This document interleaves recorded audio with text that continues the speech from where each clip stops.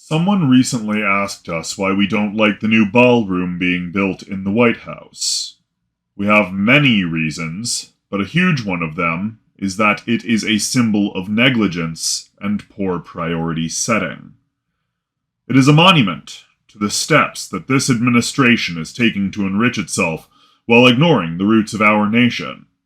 Millions, next month, might lose their food stamps and WIC, all because this administration and its supporters won't sit down and hammer out a reasonable deal with the Democrats that will preserve those same people's health care. The Republican Party is presently waving the food security of our nation over our heads, all over an argument where they are trying to diminish our health security. And during all of that, our country has gathered up $1 trillion more in the national debt, impoverishing us all the more in its own ways. And so the common people are suffering for it. But this might sound, to you, like so much more left-wing talk. The Trump administration is doing bad, the Philosophy is once again yammering on about shit they don't know about. And what does David A. Gray actually know about the workings of the lower classes and how the Trump administration could possibly be hurting the people anyway? Much as we dislike resorting to personal stories, as you don't know us and we don't know you, as you don't know if we're lying and we have every reason to stretch the truth as a future politician, we've been told by many good people that stories sell, and that we need to let the people who might be voting for us know who we actually are. Which is why we put this video on both the farm and the politics channel. Because it is a matter important to both fields. You see, we're a rabbit farmer in coastal Oregon. We live about halfway between Lincoln City and Tillamook. The county is a deeply red area, and most of our friends and neighbors in the area are delightful Trump-voting people who care deeply about their families and communities. Despite political differences, we work hard to hold each other up and support each other's side projects. Services are traded back and forth freely, and neighbors give to each other what they can because they understand it overwhelmingly enriches what we out here call the neighborhood. Our neighbors down the street provide our farm with coals from their orchards. Those are the fruits that can't be sold, so we can save feed prices on our birds and rabbits. In return, we pay them back with meat and furs, manure, and eggs. We have a roof that needs fixing, so the neighbor, a construction guy, does some work on it in exchange for the matron's delightfully canned goods. We fly American flags, we shoot guns on the 4th of July, we celebrate the birth of children in the community, we get together for festivals and events to entertain the tourists, and we work hard to keep it all going. Here in this area, we stand strong, and we stand together. This, so we are told, is a responsible and patriotic life. This is noble.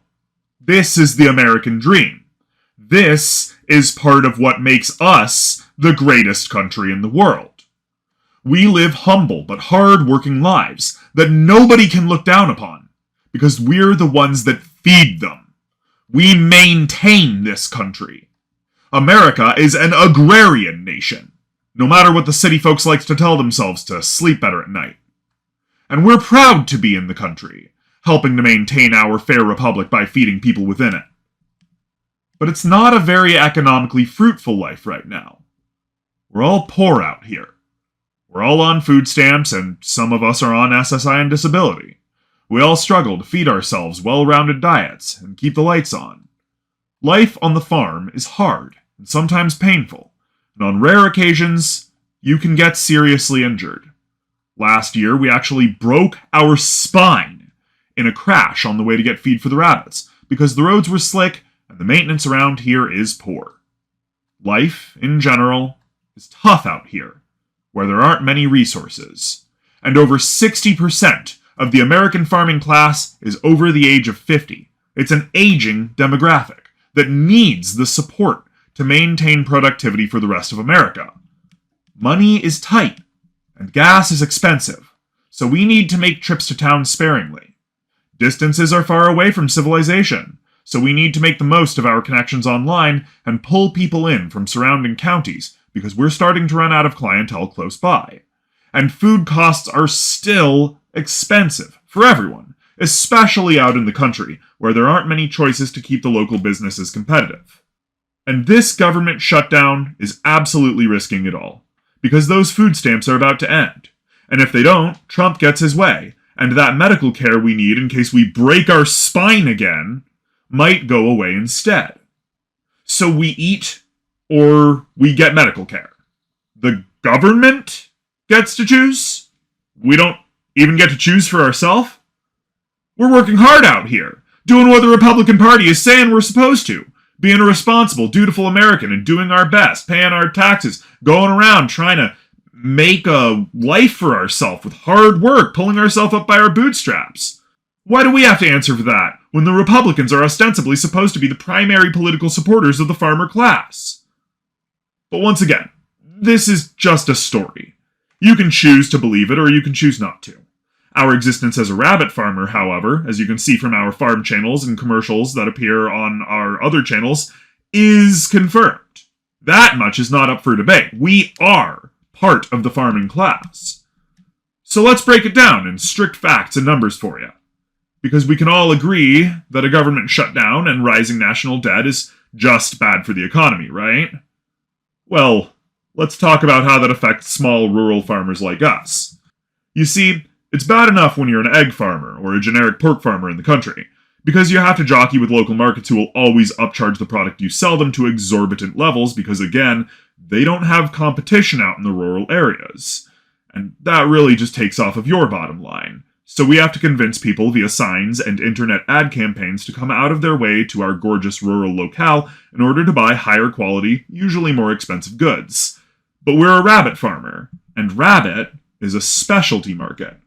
Here on the farm, we primarily sell 4 things. We sell rabbit meat, rabbit fur, rabbit poop, and rabbits as pets. And a suffering economy is not good for any of that.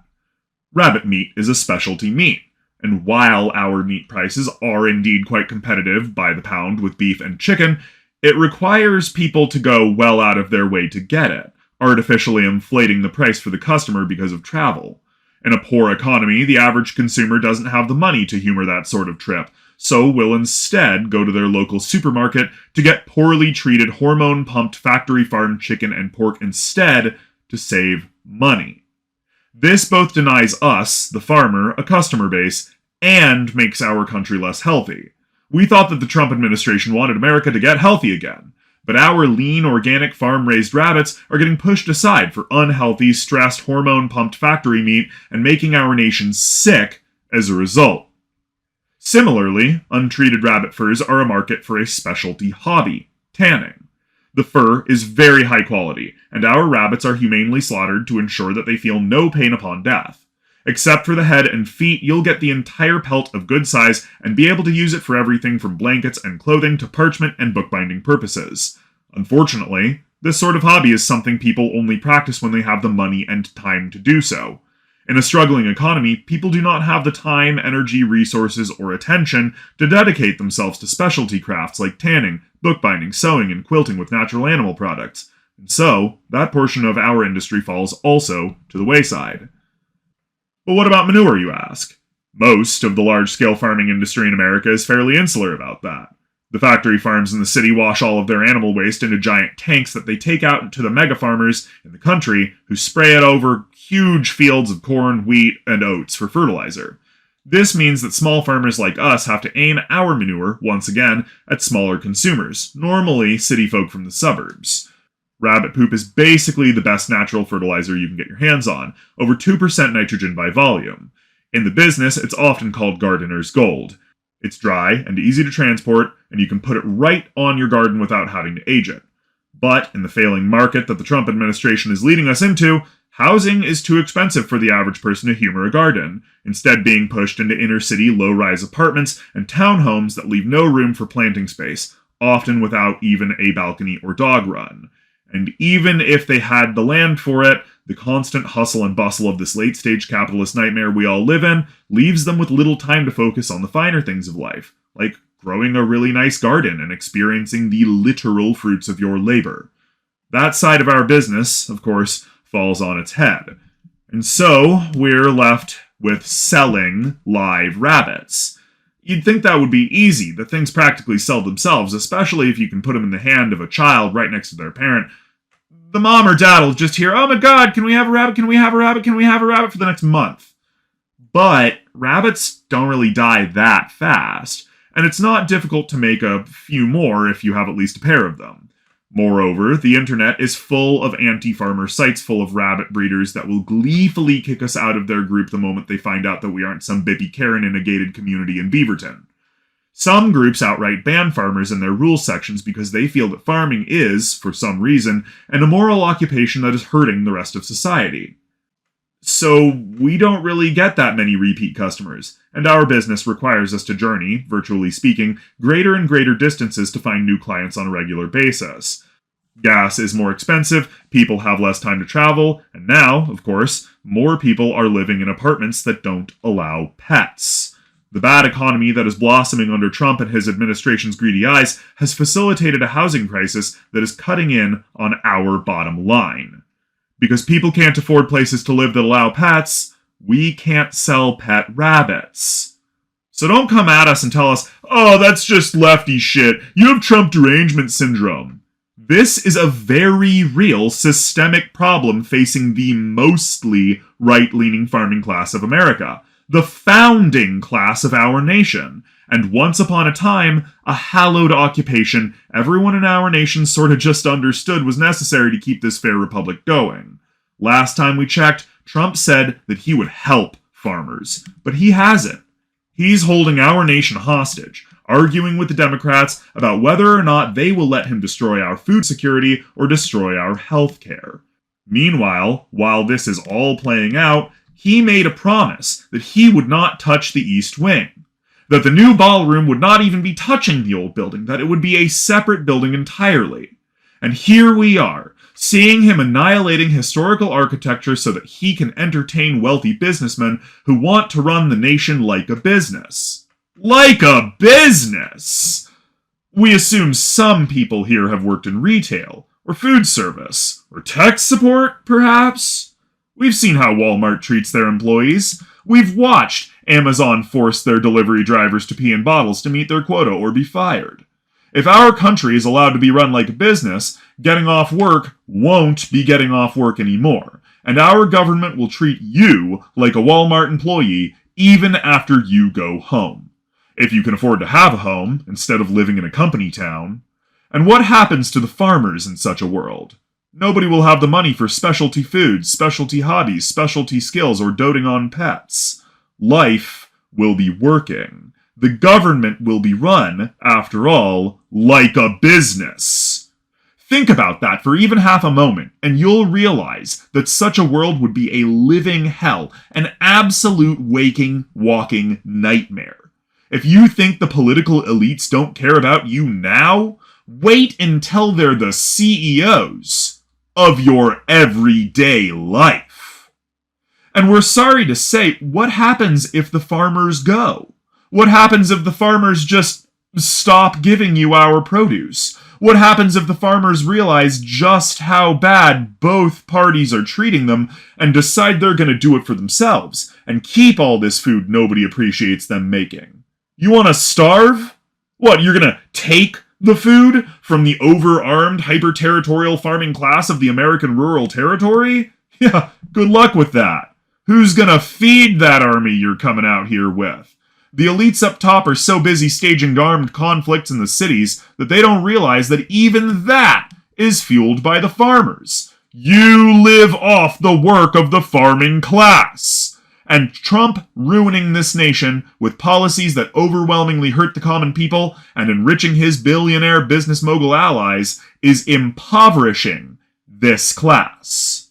Surely, we farmers are starting to see it by now. You cannot tell us that you don't see that both parties hate our very demographic to its core. The Republicans may pay lip service to us, but they only care about the money they can get from rich donors at the top of society while keeping us uneducated, underserved, and obedient to their propagandistic demands. And the upper crust Democrats are so locked up in the isolation of their suburban sprawl that half of them are publicly adamant that farmers aren't even necessary. They don't even know where their food comes from. They think it's made at the store. And this ballroom, it is a monument to the lies and negligence that the Trump administration is wallowing in at all times. The very ballroom itself is a lie. It is a new construction built over the destruction of old American architecture in the capital of our nation. Old American values, old American culture. Our culture. It is a monument to the fact that we cannot trust even basic claims from the Trump administration or from the man himself. Like that the new ballroom won't even touch the old building. Like that he will help the farming class. Instead of hashing out an agreement that serves everyone, Trump is building a private meeting place for his special rich friends. That ballroom doesn't serve us. It doesn't serve the American people. It certainly doesn't serve the farmers. Why should we like it? Why should we approve of it? Why should we have anything but a problem with it? We've been waiting all our life for people to fix things, for politicians to do what they say they will do. But it's not happening. Instead of fixing things for the common people, Trump is building himself a party house. He's tearing down the old American values and putting up his own privately funded business mogul ballroom that nobody but his wealthy investors will ever get to see. And we're down here. And things are getting worse. And he's doing nothing about it. This isn't lefty shit. We just want to keep our fucking lights on and our business going. We aren't some charity case or a welfare baby. We're not some left-wing lunatic looking for handouts. We're not claiming to be entitled to anything. We've worked hard to be a good, responsible American citizen, and we continue to do our part every single day. We just want our president to fulfill his side of the deal. We want him to do his part. But instead, he's making a literal monument to his own lies. A gold-plated ballroom while people in America die. We're tired of waiting for someone to do something that will help the people down here and the roots of society. So we're stepping up to do it ourselves. And we recommend everyone else do the same. We recommend, just like farmers do, we step away from MAGA, away from Trump, away from the Republicans and the Democrats. And we recommend that we stand strong, that we stand together. Let's all come together and vote progressive. Let's come together behind David A. Gray for President of the United States of America in 2028 and vote Bull Moose.